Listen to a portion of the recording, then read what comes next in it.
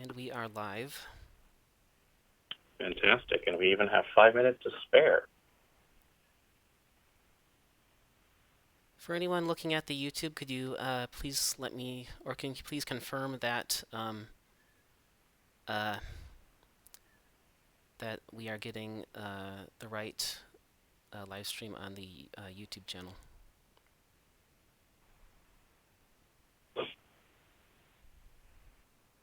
And it may have a, like a 15-second delay or something.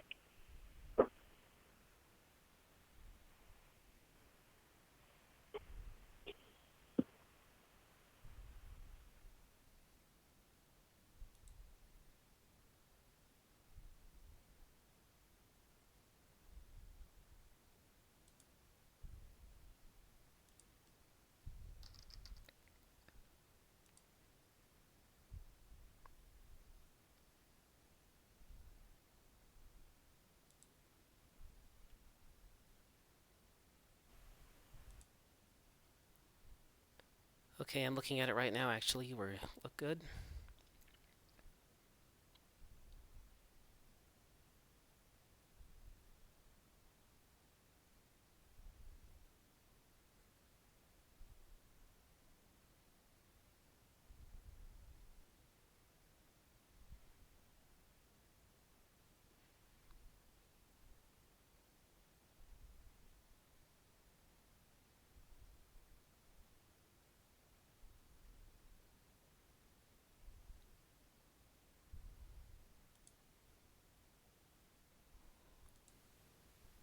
Okay, testing, testing, testing audio, testing, testing. Testing, testing, testing.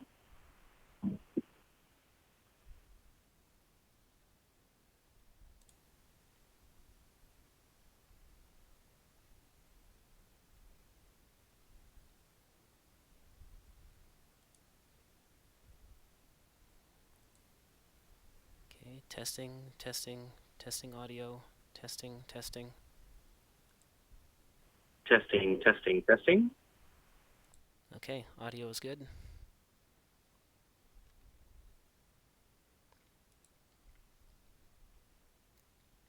Let me try this also from the headphones in just a moment, because there's a truck making quite a bit of noise outside, and I think maybe with the headphones that'll be better. So just going to plug those in.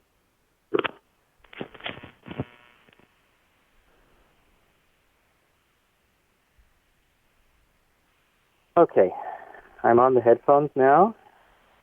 Testing, testing, testing.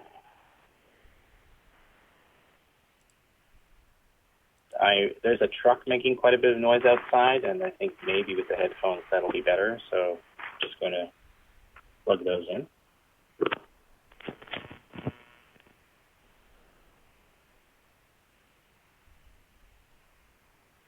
Okay, I'm on the headphones now. Testing, testing, testing. Is it possible that the headphones are actually more quiet than the regular just microphone and speaker? Well, they both seem Yeah. clear. Oh. I couldn't hear you with the headphones.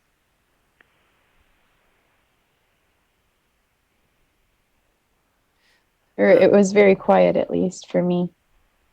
For a second.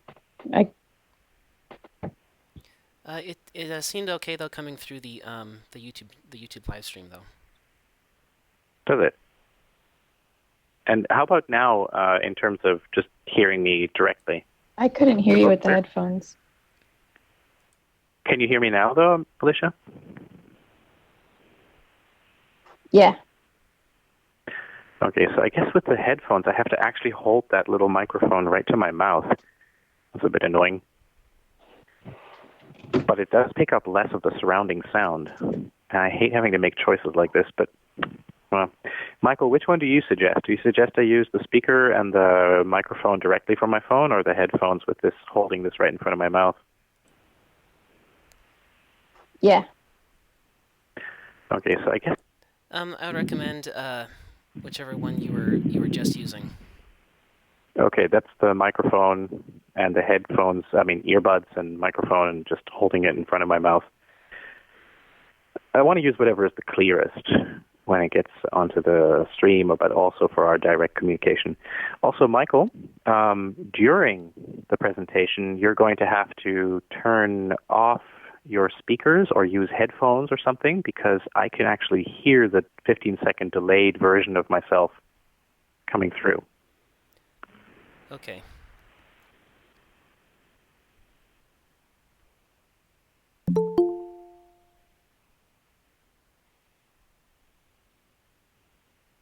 Or maybe it was because your microphone's on. Oh, that must be it. Because, okay, you can listen to me on the speakers, but then you have to have your microphone muted because you can't have it going back in to our Meet conversation.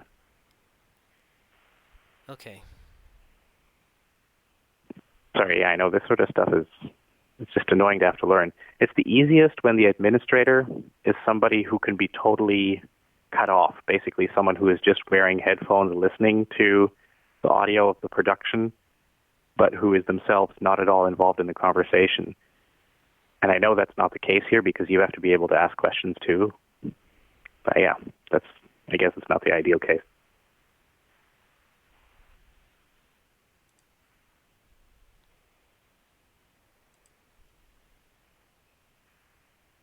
Okay, hey, it looks like it's 11 o'clock.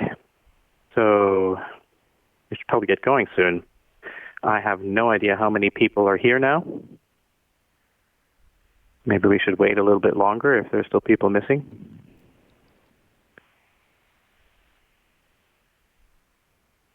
I say I have no idea because I'm not actually looking at the Meet session. I'm only looking at the presentation.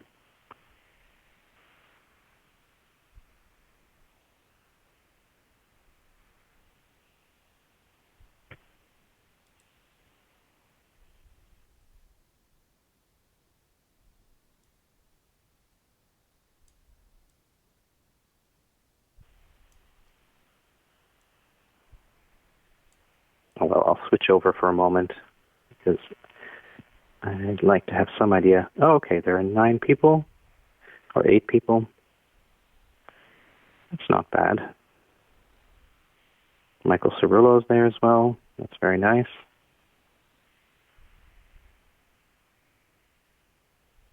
Yeah, I guess we can probably get going, and then whoever still shows up, shows up. I'll give it one more minute.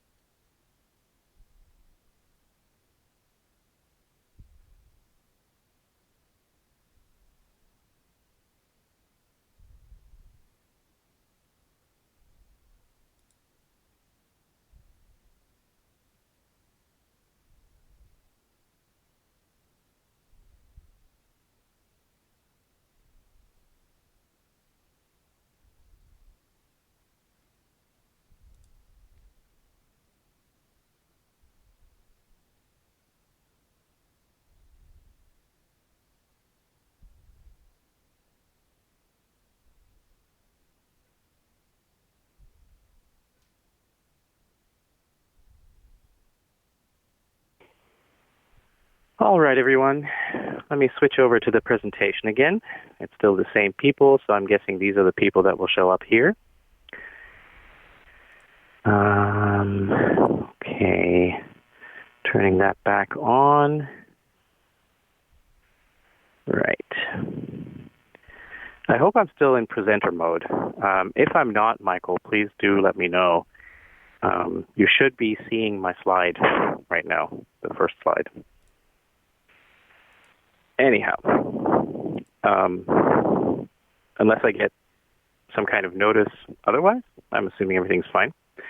I'm basically just going to run through this and assume that we do our conversation about it afterward. But if there is something that really irks you, where you think, I really want to ask a question right now, then please do. I don't think this is going to be a very complicated journal club. The papers that we chose are reviews, and they aren't particularly deep, although they do give some insight into what has been achieved with C. elegans and what hasn't been achieved, and the main consensus around what you can do with a connectome versus what other studies are necessary. So with that, let me get started. This is, I don't know which it is now, the third in our series of Carboncopies Foundation Journal Club. And I thank you for Michael and Abulfaz for doing their presentations the last two times. And this time, the presentation is mine, and it's about from connectome to brain function, which is directly copied from the title of the first paper that we'll be discussing. There are two papers that were sent out as the materials for this journal club. One of them was the paper by Bargman and Eve Marder, From the Connectome to Brain Function, that was published in Nature Methods from 2013. And the second one is a Di Loreto et al. Paper that is much more recent. It's a 2019 paper, Novel Technological Advances in Functional Connectomics and C. elegans, that was published in the Journal of Developmental Biology. And right out the gate, I should mention that, of course, the Di Loreto paper is a little bit newer in the sense that it mentions a few methods that are slightly more advanced or that have come a little further since the Marder paper was published. But having said that, the two papers really do end up coming to the same conclusions. And in terms of the writing style, I would say the Marder paper is somewhat easier to read, has somewhat better language, and just gets to the point a little bit quicker, whereas the Di Loreto paper tries hard to squeeze in mentions of a lot of different methods, but without getting into enough detail to really describe those methods.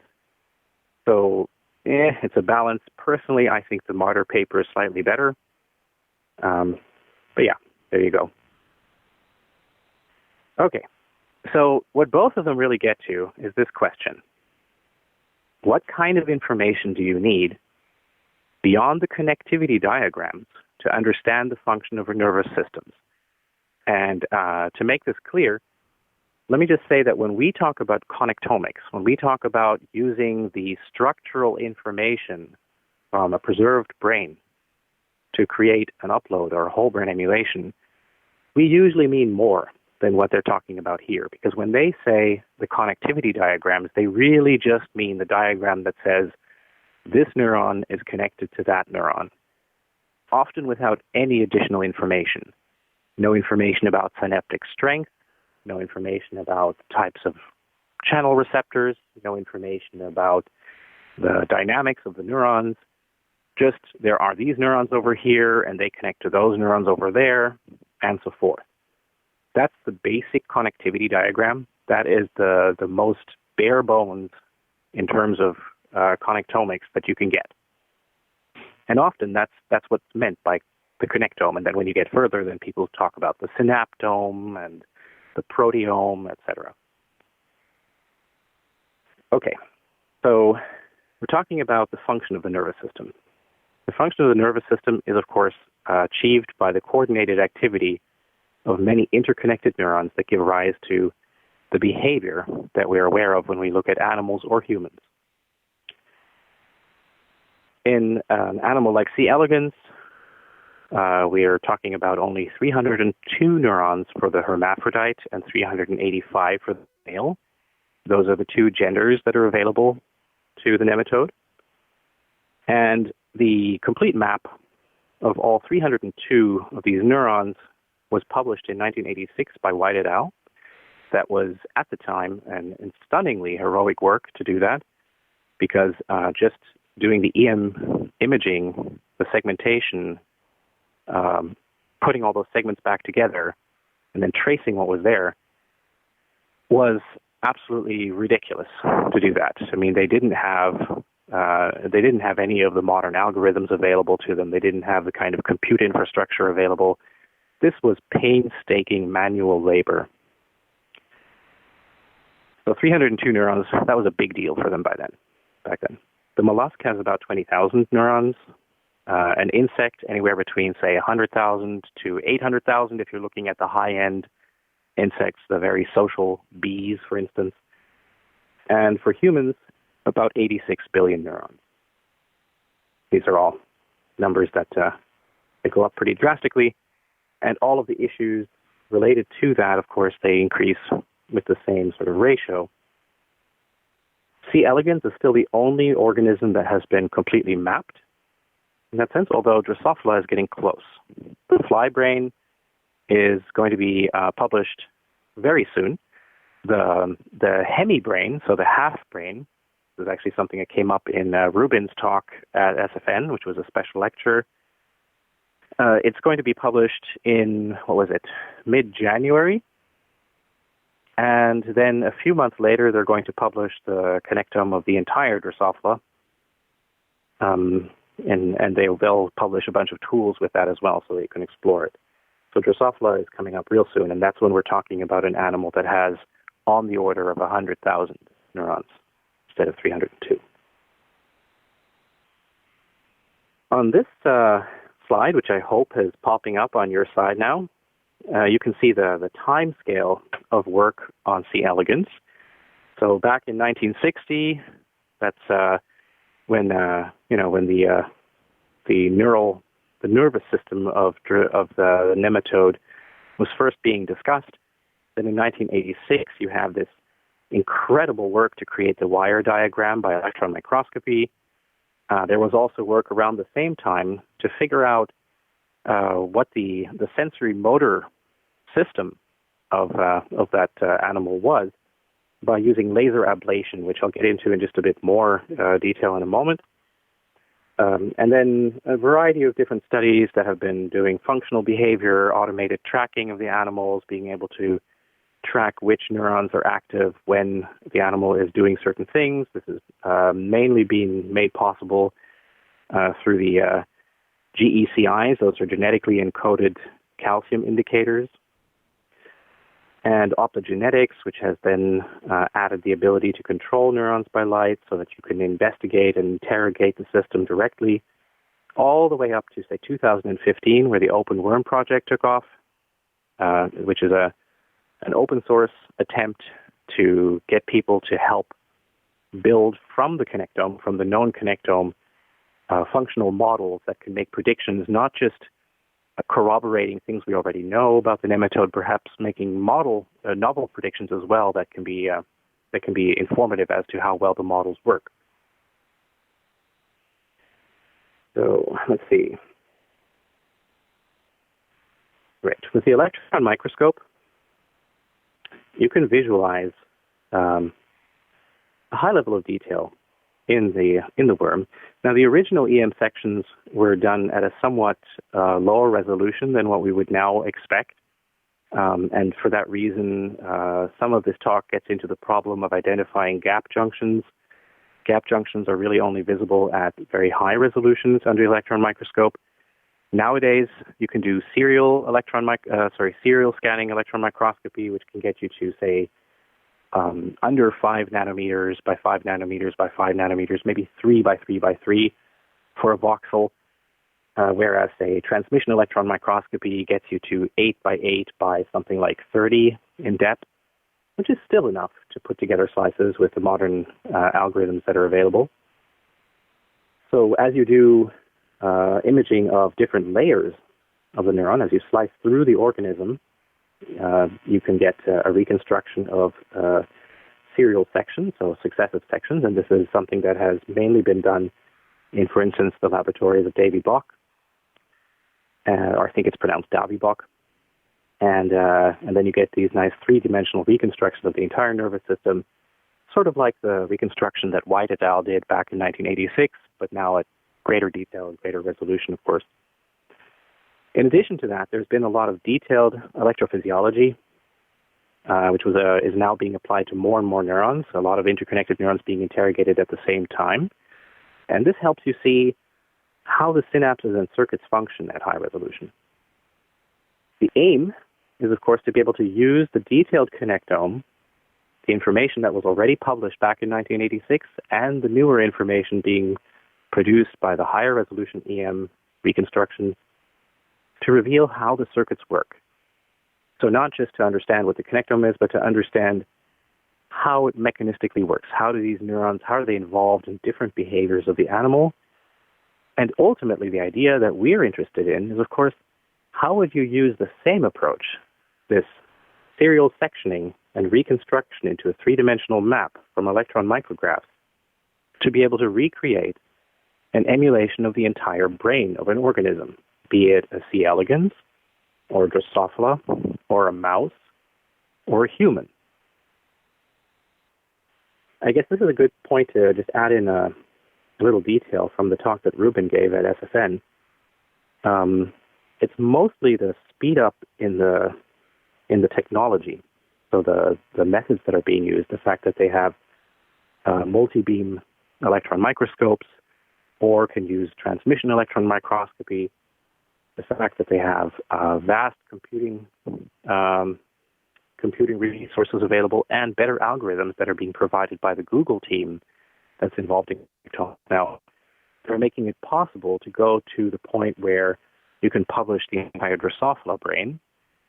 And looking at the time since the elegans was published and then the Drosophila and parts of Drosophila to the full Drosophila, and looking forward, at least by the predictions that Ruben is making, it seems like it will not take that much longer. It will be within the decade that you can do the full connectome of an animal the size of a mouse. And again, by accelerating, by just looking at that curve forward, the human is that far behind. So it might seem a little wild right now to talk about that, but it's entirely possible that we can get image reconstruction stacks for the connectome of a human brain anywhere between 25 years from now. So if it's just the data acquisition we're talking about from the structure, we can imagine that's going to be available relatively soon. Now, the slide that I'm showing you now, if it pops up, this is the full connectome of C. elegans. This is showing neurons that have been classified in three different types. You've got in red the sensory motor neurons. Those are the neurons that are receiving sensation and that pass it downstream to the interneurons, shown here in blue. Interneuron just means neurons that are somewhere within the system between sensory and motor and that are processing information. And those then pass it on to the neurons that are here labeled in green, the motor neurons, the neurons that are involved in generating a behavior for the animal. Because in C. elegans, being as simple as it is, pretty much the entire nervous system that we're showing here, pretty much the entire array of behaviors is about kinds of connections between sensory and motor. So something that is it's the animal sensing, be it a chemical sensation, a touch sensation, an osmotic sensation, and then performing some kind of behavior, either being attracted to it and heading towards, or being getting an adverse reaction, heading away from some danger, for instance. But this is the connectome, and the connections that are shown in here, these show all the chemical synapses.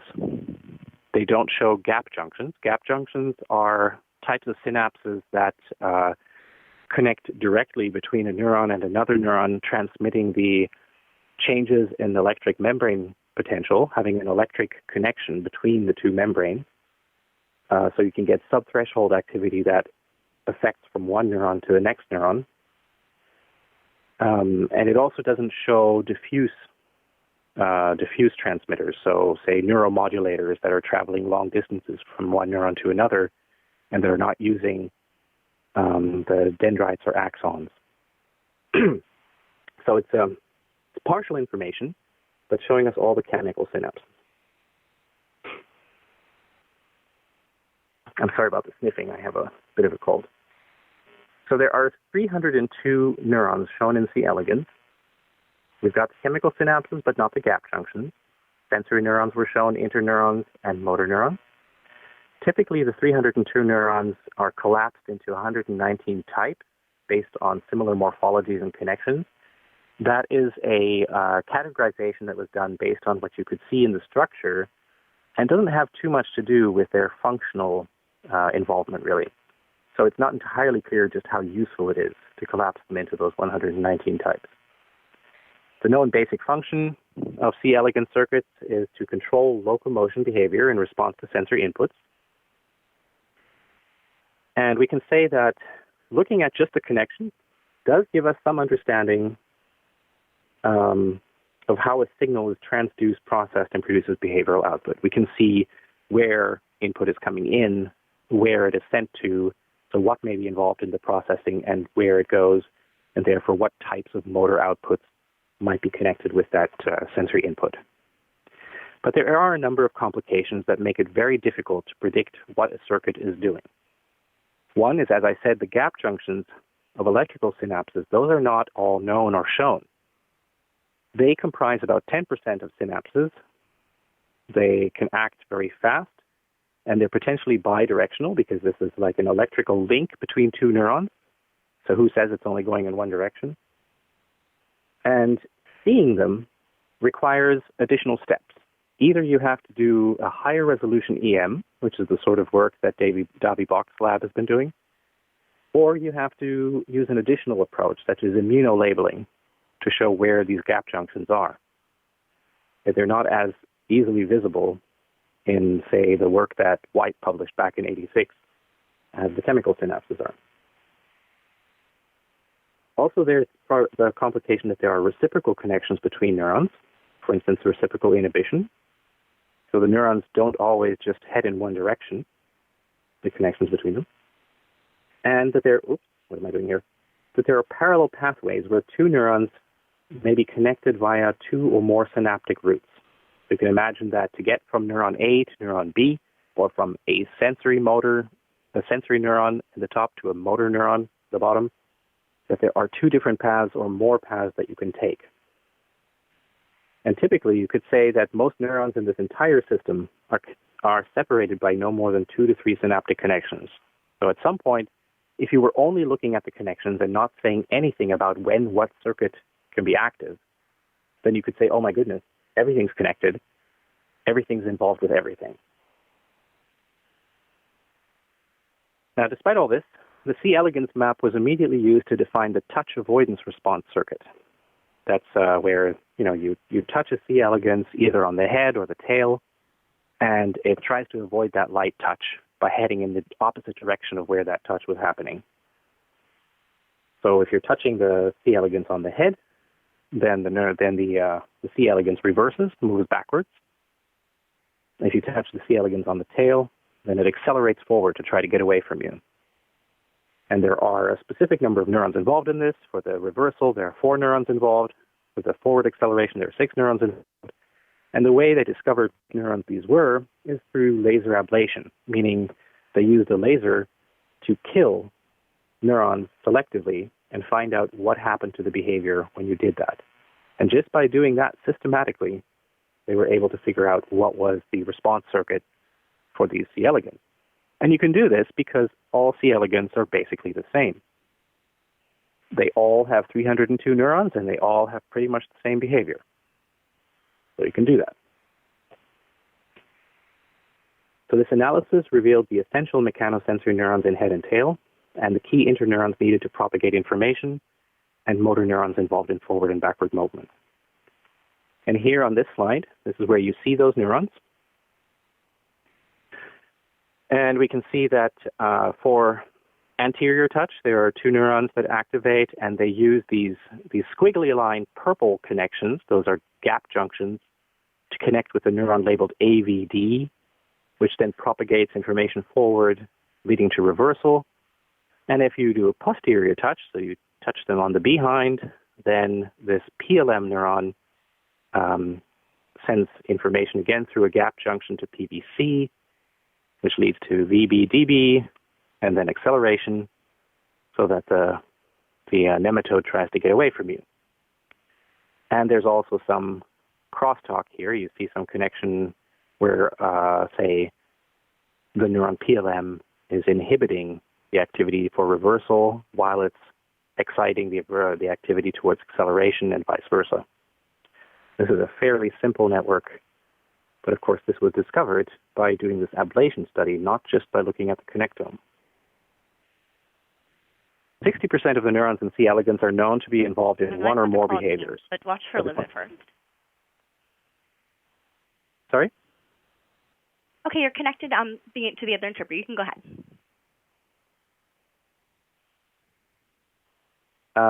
I'm not sure what I'm hearing right now. Is there somebody else on this channel who's not listening to the Journal Club event? I think Alex was just getting a new interpreter. You can go ahead. Oh, okay. All right. So the problem is, even though we know what 60% of the neurons in C. elegans are doing or what they're involved in terms of behaviors, we don't really know what most of the connections do. So for instance, for the head touch avoidance response that we were just talking about, only 2 of 58 synapses are really involved in that action, and those are gap junctions. So we were showing those were these squiggly purple lines there. This means that when you just look at the connectome, it's very easy to come up with false hypotheses. Early guesses about how the information might flow through the wiring diagram were wrong. The wiring diagram helps to generate these hypotheses about how the system may work, but it's not enough to solve the circuit. And there's another twist. There are divergent circuits where information has the same origin, but there are different outcomes. For example, the gap junction from ADL leads to a different response than the chemical synapses from the ADL neuron. And I should briefly mention that the neurons here, they always have these codes that have 3 letters, like ADL. So each one of the 302 neurons has a specific label. And that's really all that this means when I say ADL. So ADL is sending information via 2 different routes, gap junction or chemical synapse. And they create opposite responses to a pheromone. The chemical synapse leads to avoidance, moving away, and the gap junction circuit leads to aggregation. The nematodes come together. They move towards each other. This is important here in the different behavior of hermaphrodites versus males and how they behave in terms of reproduction. So it's the question of, are they trying to meet other nematodes, or are they trying not to meet other nematodes? Now, the ADL neuron can switch between these different responses in different contexts. Also, a single class of neuron can be involved in the sensation of diverse stimuli or in eliciting different behaviors. The ASH neuron is an example of a neuron that can sense different types of stimuli, different aversive stimuli. So, for instance, here in figure A, you see that it can sense either an osmotic stress or that the nose touch is happening. And both of those, it wants to get away, wants to create an aversive response, and is using different channels within the ASH neuron to achieve that by using different G protein subunits that express in overlapping ways. So you can have a single circuit pathway that is important for multiple different behavioral circuits. Now, as a programmer, as a modeler, you might look at this and go, well, this doesn't really matter to me. If this neuron is always leading to avoidance, does it matter if I'm activating it through the OSM10 or ITR1 channel? And you're right, it doesn't necessarily. Sometimes when you read these papers, you notice that the neurophysiologists, when they're looking at this in terms of the chemistry involved and the pathways in that sense, sometimes they add a layer of complication that doesn't really exist when you're just studying it from the functional point of view. That's a problem that happens also in discussions among neuroscientists, that sometimes things that are brought up as issues for, say, whole brain emulation don't turn out to really be issues when they say, well, what about acetylcholine? Acetylcholine is a messenger that has such an important function in the human body. It really makes the difference between whether you decide to do this or decide to do that. But if you just regard it as a messenger, you could replace acetylcholine with any other messenger as long as you replace the receptor with a similar receptor that can react to this new messenger the same way the old receptor reacted to acetylcholine. So it's not really about the acetylcholine. any more than here it's about OSM10 or ITR1.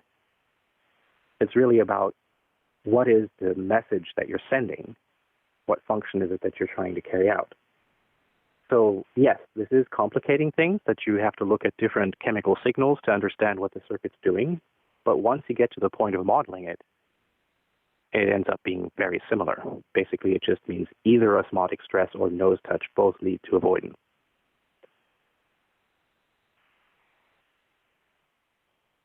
So this intrinsic ambiguity does make it difficult to just read a connectome and understand what it's doing. You can't just look at the connections, this intrinsic wiring diagram, and say, oh, this is storing the memory of, or this is storing the behavioral function of that.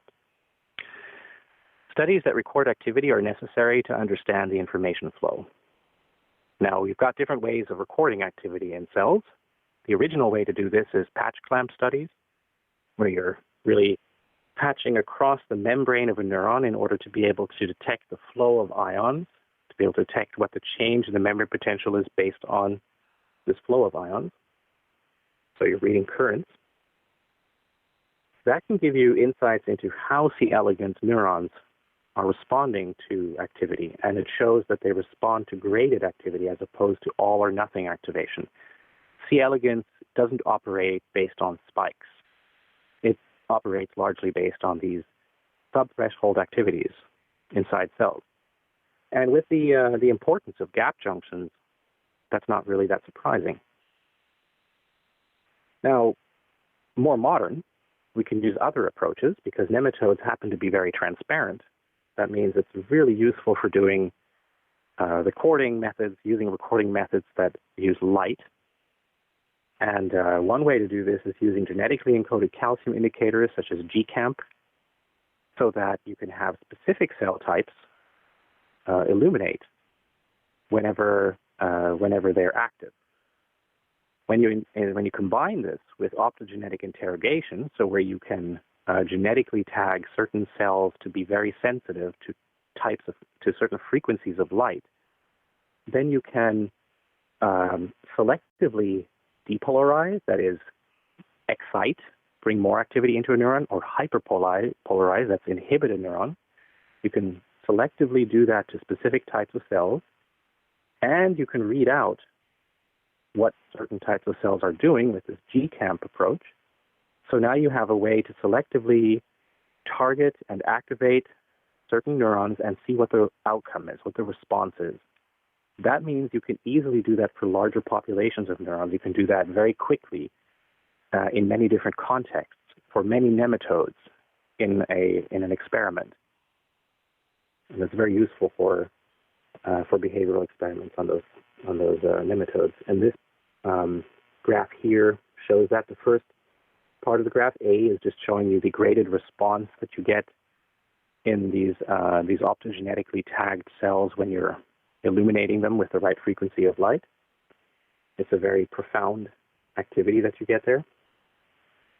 The traces in B show that when you're activating a specific neuron that is sensitive to that frequency of light, then you'll get a downstream activation. So for instance, if you are shining light on neuron 1, and you're going to get a similar activation of the connected neurons, say neuron 10, and so forth. So you can investigate which neurons are connected and are functionally connected, not just connected through the connectome, but are at that moment transmitting activity, processing activity and signals in that behavioral context. And we'll get into the details of the rest there. Now, this is getting to the point where it's almost possible to watch the entire brain of a C. elegans. Right now, you can see about 80 neurons at a time. That's a very significant portion of the 302, while they're roaming freely. So there are experimental setups that can track the nematode and can see which direction the head is pointing and the body posture, and can also investigate the activity of neurons at that time. So you can watch what's going on in certain contexts.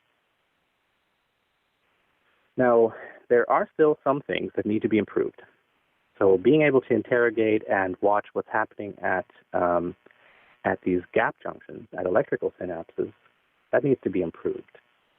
In fact, these gap junctions are even difficult to see under the electron microscope. And so that is still a bit of a challenge. And then we would like to understand a lot more about how electrical synapses, gap junctions, are regulated by voltage, neuromodulation, phosphorylation, and small molecules. So basically, those synapses still need a lot of study. And then there is this whole other chapter, neuromodulation. I was just mentioning acetylcholine, which figures prominently in the human brain. There are, of course, neuromodulators in C. elegans as well. And neuromodulators reconfigure how entire circuits work. Neuromodulators are such things as biogenic amines, such as serotonin, dopamine, norepinephrine, histamine, and many neuropeptides, dozens of neuropeptides.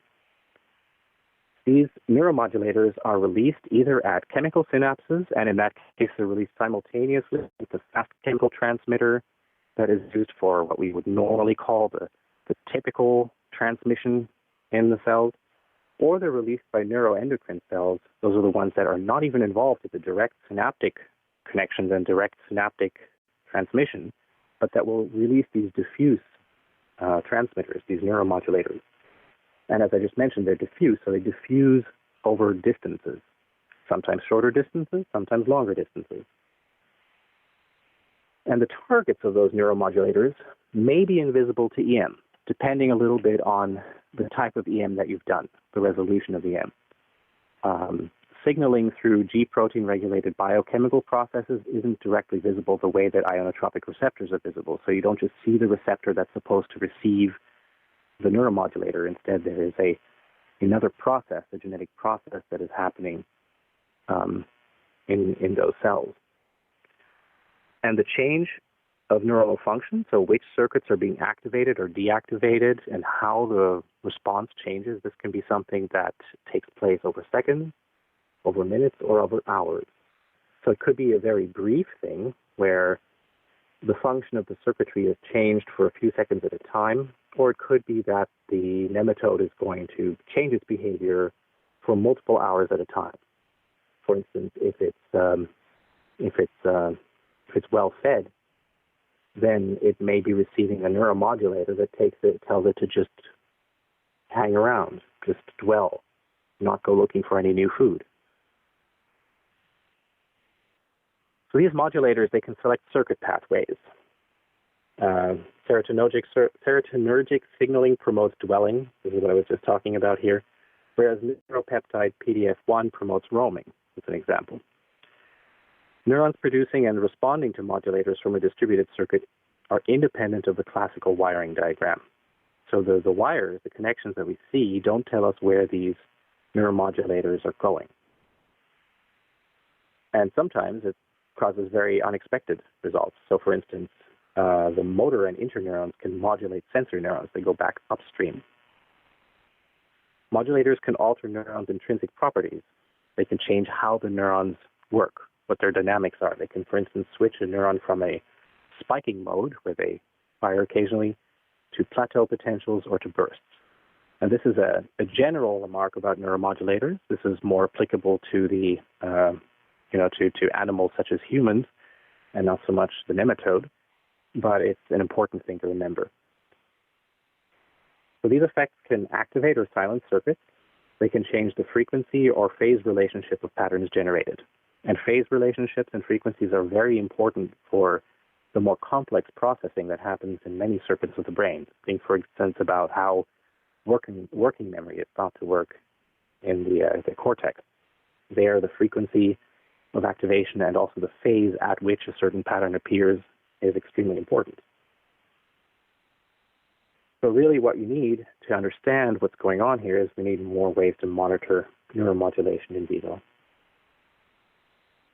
Anatomy alone doesn't predict the behavior of neurons over time due to the sensitivity to intrinsic channels and electrical properties that vary within and between cell types.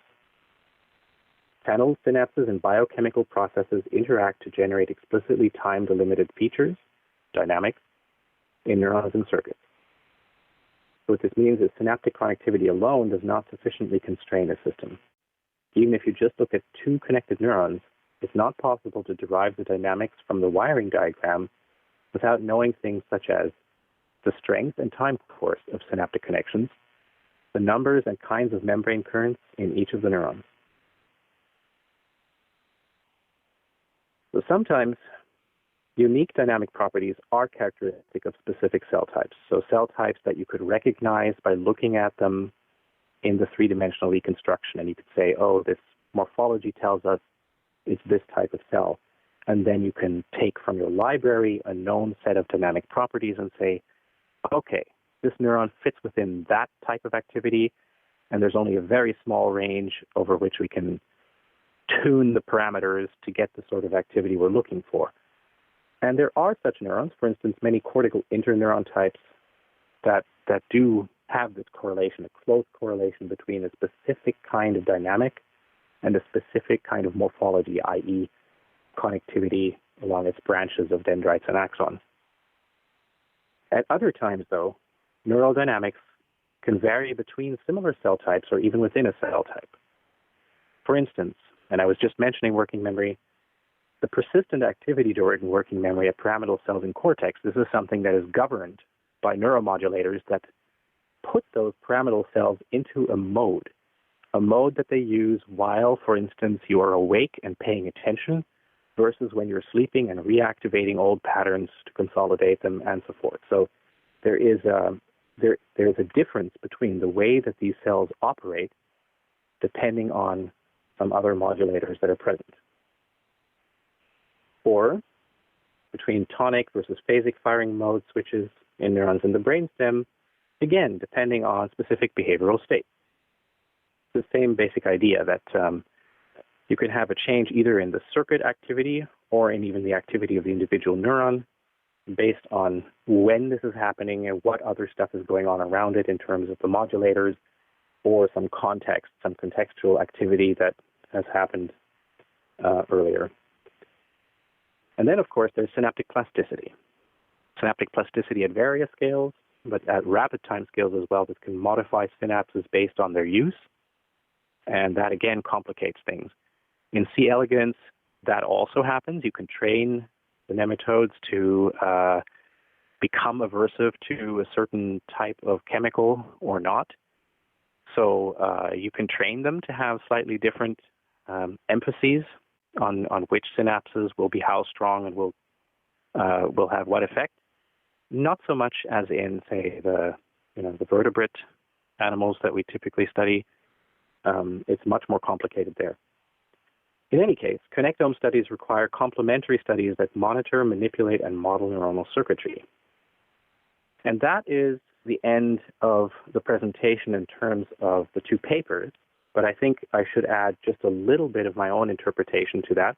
I did that a bit throughout the whole talk, but overall, I would say it confirms, first of all, this notion that, yes, just looking at the structure alone certainly isn't enough. If you want to turn this back into a functioning system, you at the least need to have a library of dynamics that you can correlate, associate with the structure in some way. And as mentioned there, sometimes it's easy, like with those interneurons, or easy. Easy is the wrong word, but easier, because there really is only one type of dynamic activity, and that goes with that type of neuron.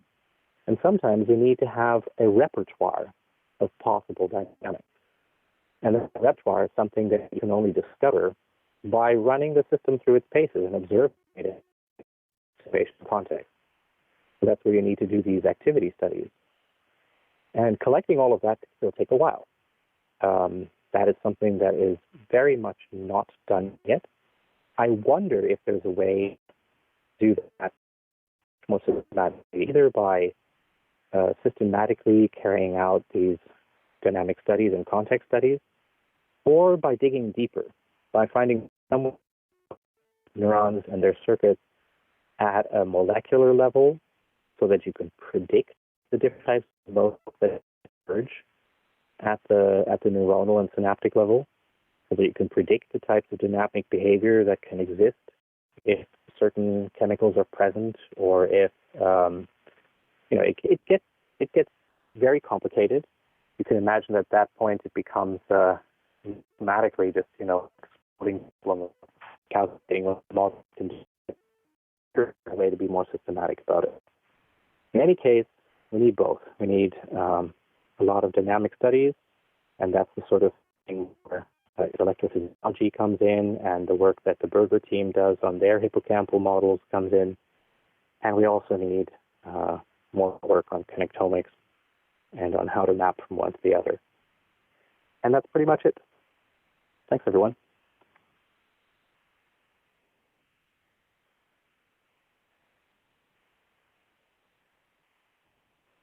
Now, if there are any questions, I don't know if anyone's still there or anyone can hear me. Yep, I'm still here.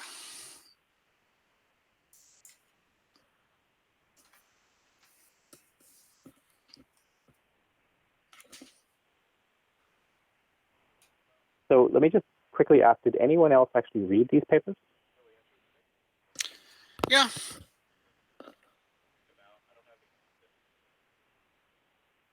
And what was your takeaway from them? Well, that's pretty complicated. You know, that just like you'd mentioned, a lot of the different challenges to actually, emulating the even the small of a brain. Mm-hmm. Yeah, it's interesting. When Abulfazl and I met up at Neuroscience, he was mentioning on, I think it was either the day before the Aspirational Neuroscience Conference or the day of, he was mentioning that just, being there and seeing all of the stuff that's going on. I think it was him. Yeah, I think Abulfazl was the one mentioning. He said it made things seem more complicated, and it was a little bit discouraging in that sense because it just seemed like there's so much more to do. Yeah. And and at the time I said, well, okay, this is what you have to go through. That's normal because, that's the Dunning-Kruger thing. The more you know about something, the more you realize how complicated it really is. But even then, towards the end of the conference, I felt myself coming back out of it a little bit because despite then, really realizing how complex the whole problem is, then you listen to someone like Ruben and giving this talk about where Genelia is getting to and stuff, and it sort of shows you that it's hard, but it's not necessarily infinitely hard. It's just something that requires serious, dedicated effort. At least that's where I'm still at. Well, so, kind of based on these two papers, do you think if, let's say you had, a mouse connectome, and let's say, at least for one mouse, you did all the dynamic studies and everything like that, what would be the issues with just taking another mouse, just getting the connectome and, then modeling it based on a completely different mouse? I mean, are there going to be issues with trying to get the memories without actually having, dynamic studies in the individual brain? I'm going to go out on a limb here. I don't actually think that it would be that much of a problem. I think that when we say the C. elegans, the nematodes are all the same, Mm-hmm. the same is kind of true for all mice. Yes, sure, we all set up different circuits because we have so many mini columns in our brain, and we can set up different circuits between them to remember complex memories that a nematode could never even try to remember. But those things would be the sorts of things that you could pick up by looking at synaptic strength, at the number of synapses, at synapse size, and so forth. Whereas the physiological details, such as what type of neuron has what sort of dynamic function, and how do those dynamic functions change in the presence of neuromodulators, and so forth, that sort of thing is preserved between different mini-columns, the neurons in those columns, and is preserved in a sense between different mice. There may be slightly different default states for each. They may have different, natural tendencies, but in a principle, those should be preserved to a degree. So in that sense, every mouse is the same as every other mouse, just as every C. elegans is like every other C. elegans. And I would say that has to necessarily be so, because if all humans weren't basically the same, if our brains weren't producing basically the same types of modeling of the world and understanding of the world, then we probably wouldn't be able to have really meaningful conversations and really be a, say, community of people. Yes, this gets a little philosophical, but that's sort of where I'm going with this. So there's really, necessarily a pressure for these things to be similar. yeah. So and just a lot of the work goes up front in the first emulation of a particular species, and then just to get all of these details. That's my take on it. Yeah. These papers basically show us that the first step to get anything emulated is going to be very, very hard. But yes, that first time is going to be the hardest. Well, that's fascinating that they're doing the the transparent studies where they're actually looking at, or soon to look at the entire 300 neurons in real time. I mean, that's pretty impressive. Yeah, and surprisingly, this is actually people we know. So I don't know if you guys know the name David Dalrymple. He's fairly active in, I would say, transhumanist circles.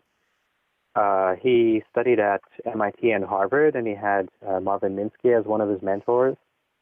And he set up these experiments to try to follow nematodes on a slide and be able to monitor their body posture and direction, and also to be able to record activity from them. He didn't complete that study. He went on to do other things after he spent a year doing this. But another group took over his work. And they're really the ones that kind of pushed this through to the point where you now have an experimental setup that can do that. So it's okay, well, good. So people to note that, yeah, these are people that are actually interested in whole brain emulation, because David Dalrymple was. So there's a link here. Well, yeah, because that would be a great proof of concept if people could actually do emulate the nematode. It would answer a lot of skepticism. If you actually have a working emulation. Yeah, so this is something I didn't really get from the papers. These papers told us a lot in a general sense about where the complexity is and why it's difficult to determine function from structure. But they didn't tell me very much in terms of where is something like the Open Worm project at? Yeah. What can they do right now and what can't they do? What's still missing in terms of an emulation of the nematode?